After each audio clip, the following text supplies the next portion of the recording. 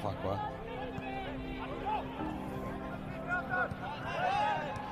Nú voru menn aðeins að leika sér að eldinum. Ívar Orri í basli, tapar boltanum ekkert. Óskar Borgþórsson kominn inn á teigi. Óskar, en þetta er varið, þetta er ekki búið. Og skoti á Arnóri Gauta, halleluja.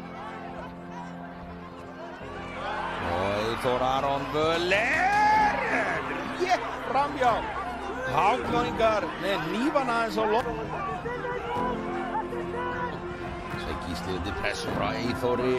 Eyþór, ekkert á þetta, missir hann á loftinu á sér. Eyþór, skotið Ólafur Kristófer Berg. Dramatík hér í þessum drjúga.